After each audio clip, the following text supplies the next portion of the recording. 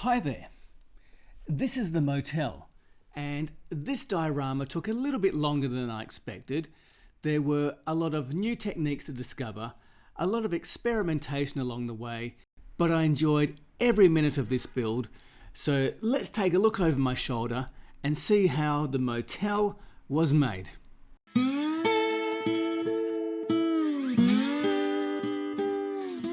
The build started by making the inside walls of the motel room. The inspiration for this diorama was a rundown motel room in the desert, a hot summertime setting sun, in the 80s, and a fugitive on the run with a suitcase full of money.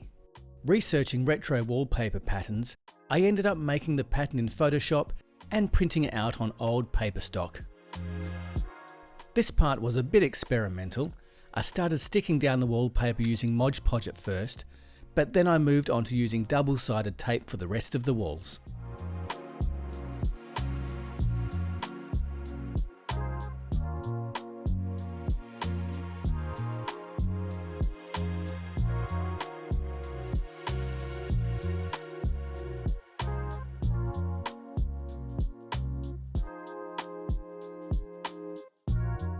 This is part of the window frame and sill.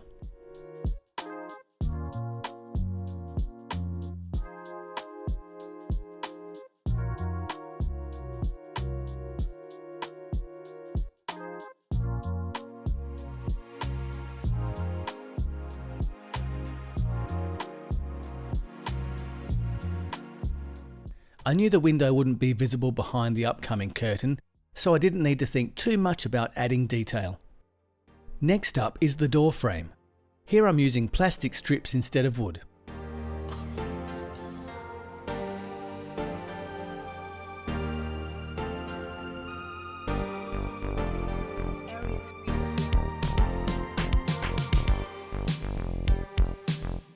The frames were primed before coating with a cream-coloured acrylic.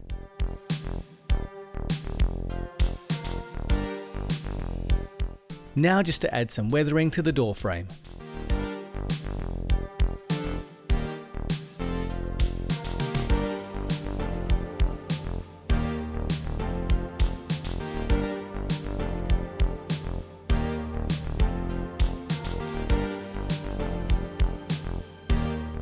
The theory I take with weathering is using multiple layers.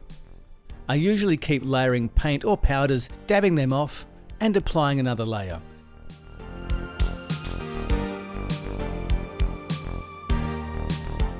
And repeating until I reach the desired effect.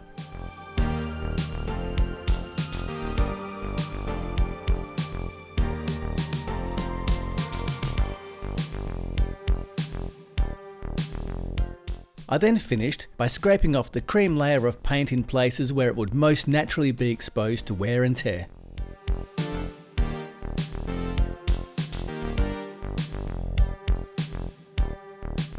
The frame was then glued into place.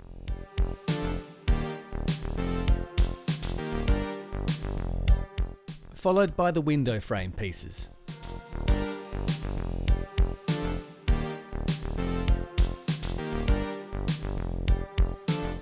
To add some realism to the wallpaper, I lightly scribed some seam lines into the paper.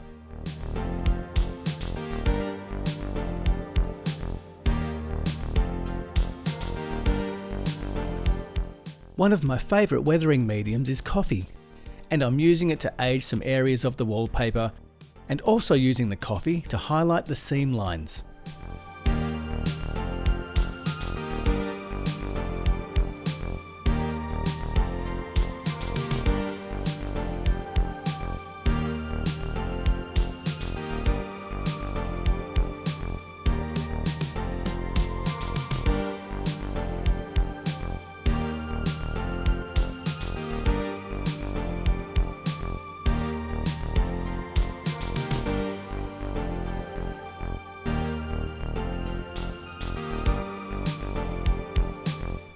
Here I'm adding random marks to give the impression of age and neglect, and a bit of weathering powder to darken the lower part of the walls. And at this stage, I'm happy with the results.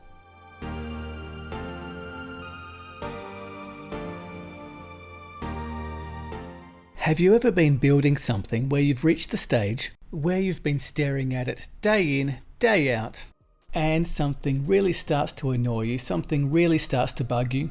Well, that's exactly what happened to the first version of the curtain that you're going to see next. This is actually the second version of the curtain that I made. As you'll see later, I ended up changing the curtain. So this is the first version, but the techniques I used for the final version are exactly what you're going to see here.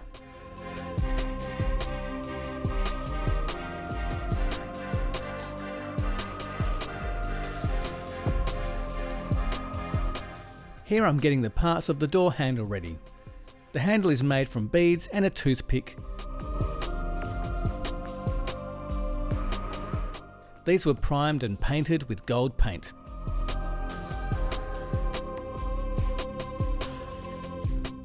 Here's the motel door, primed and painted in a light pink tone. I chose pink for the door as it seemed to be a common colour for motel doors in the 70s and 80s. Next, I added some chipping fluid to the edges of the door.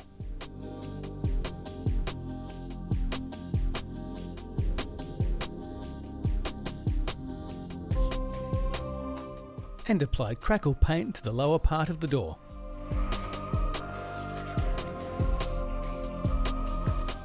These layers were then painted over with the pink paint.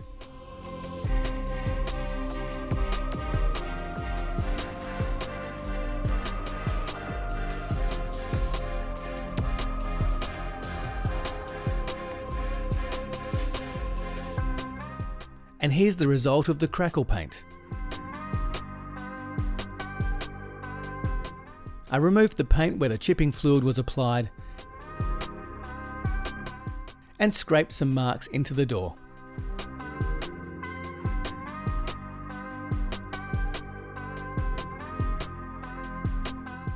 Then the door handles were attached to each side of the door.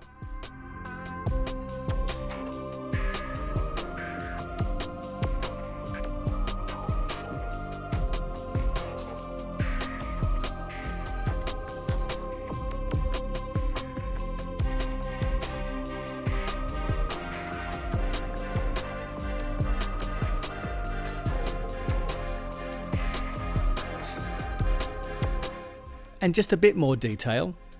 Here's a small light switch I made from plastic.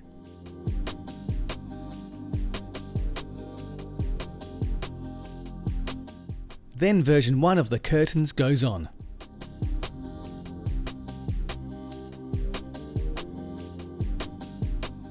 I wanted some pictures to give the walls some interest. With this plastic strip, I'm making the frames using the metal scraper I used in the elevator diorama.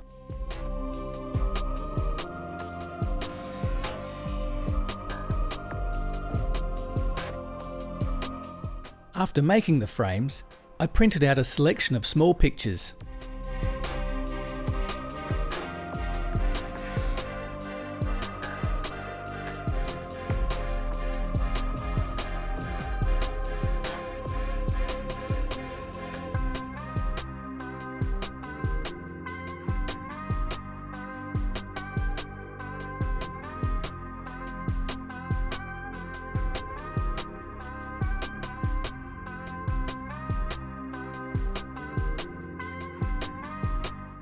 This is the stage of the project where I'm chopping and changing all over the place, adding little details here and there.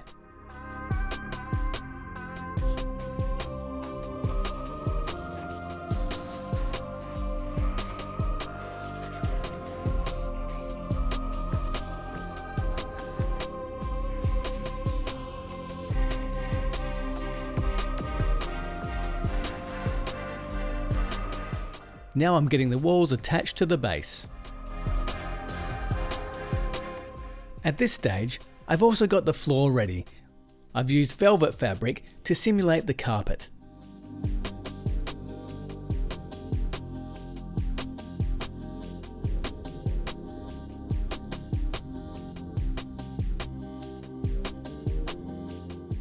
Now to make the bed, which is the main feature in the room.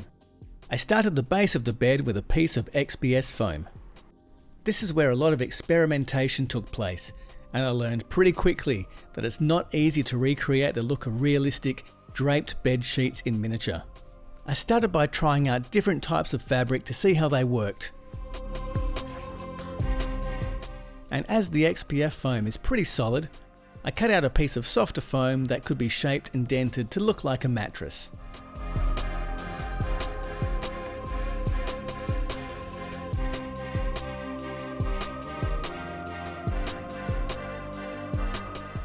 After being frustrated by the results of the fabric, off camera I experimented with using tissue instead of fabric, and I was really surprised with the results. I found by wetting the tissue, it would create miniature folds and wrinkles that looked pretty realistic.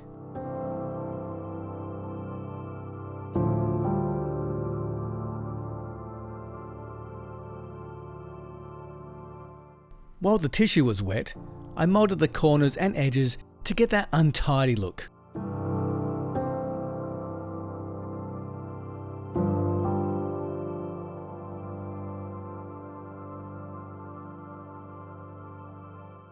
And when the tissue had dried, the creases and folds stayed in place pretty well, but I fixed them with a spray of diluted PVA glue and rubbing alcohol. Next, I'm making the concrete walkway which will go on the outside of the door. This was a good time for me to experiment using cork as a base for the plaster.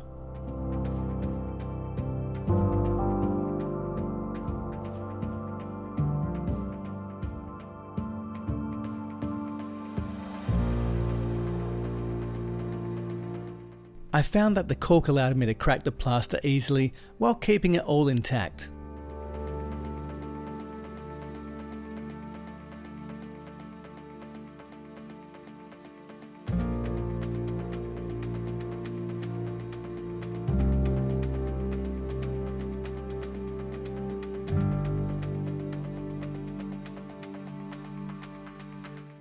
I was originally just going to cover the bed with the plain white sheet, but I felt it needed an extra layer and a bit of colour.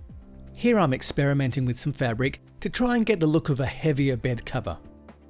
Once I thought it would work, I used a foam block to mould the fabric, and I glued the folds in place with diluted PVA. Even though the fabric was saturated with glue, it dried clear and without a trace.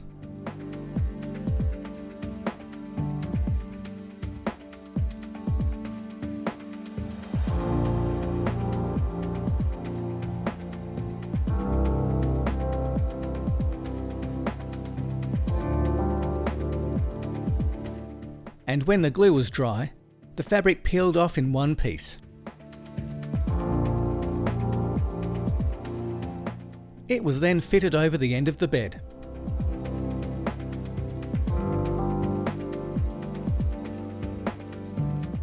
With the success of the tissue bed sheet, I made a pillow using the same technique.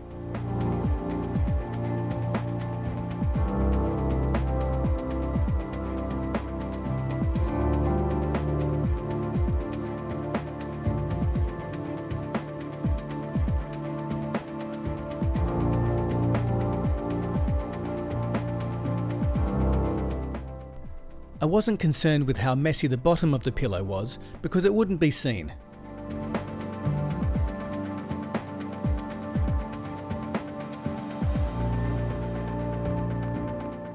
And similar to the bedsheet, I saturated the tissue with diluted PVA and rubbing alcohol.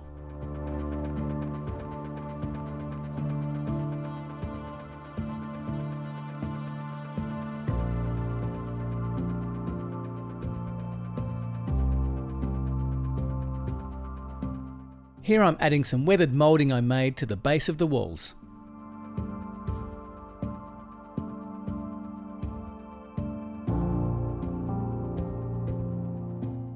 Now to fit the door.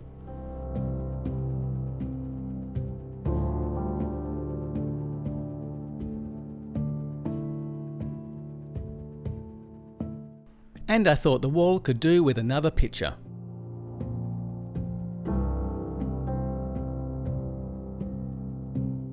At this stage, I started experimenting with the lighting, and I thought it would look better if the window had a frame which could create some interesting silhouettes. And now the walkway is glued down.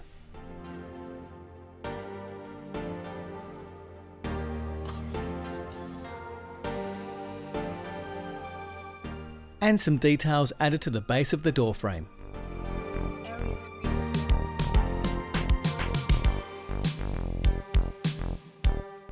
I bought a tub of AK desert sand, which I thought was a bit too yellow for this scene, so I toned it down by mixing in some ochre pastel powder.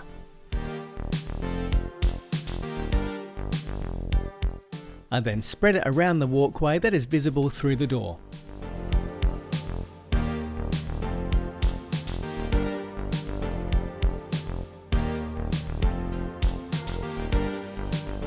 Here I'm prepping the ceiling with some acrylic.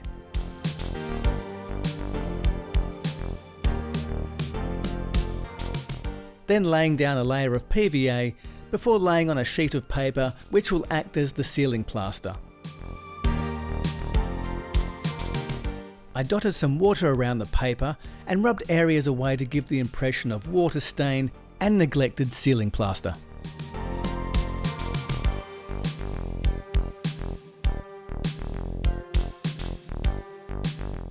Now the backdrops are going in.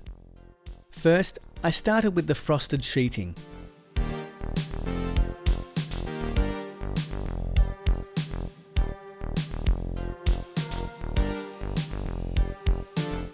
And behind that, I added the middle ground.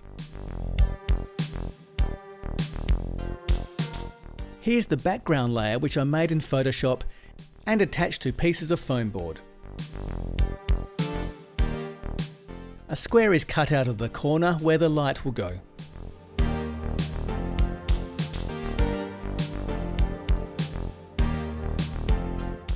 Moving back inside, I made a bed head and a side table with some mini playing cards.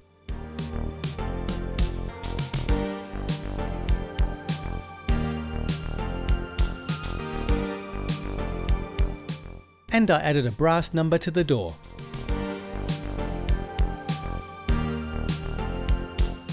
Now the bed can be glued into place.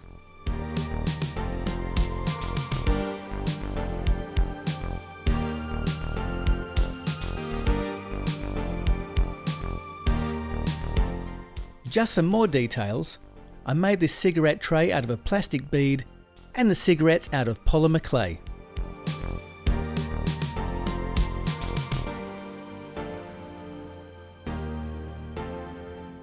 Another prop to add to the story is this suitcase. The suitcase was made from cardboard, scrap leather and tinfoil. Now this part took me ages. I printed out hundreds of these tiny bills which are going to fill the suitcase.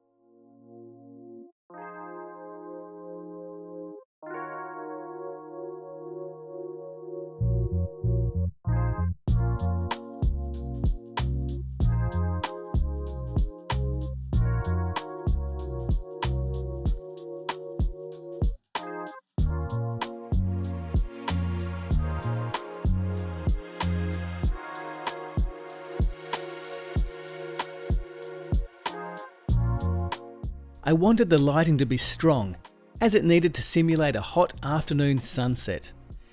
This is a deconstructed reading lamp, fitted with coloured cellophane to give that sunset glow. The last stages are fitting the ceiling of the exterior. And the ceiling of the room.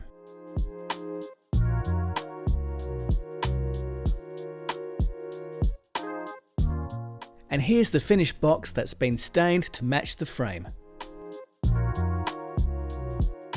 Okay, let's slide the diorama into its house and attach the frame. And let's take a quick look at the diorama in natural light.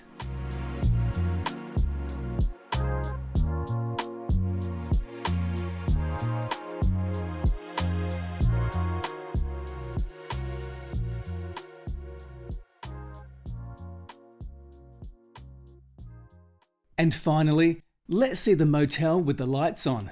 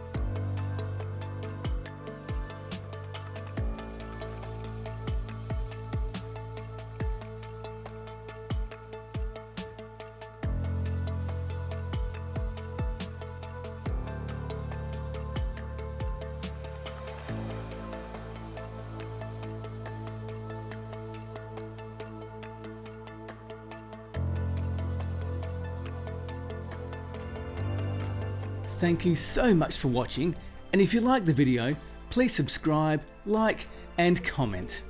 Okay, I'm off to make another diorama, so I'll see you next time.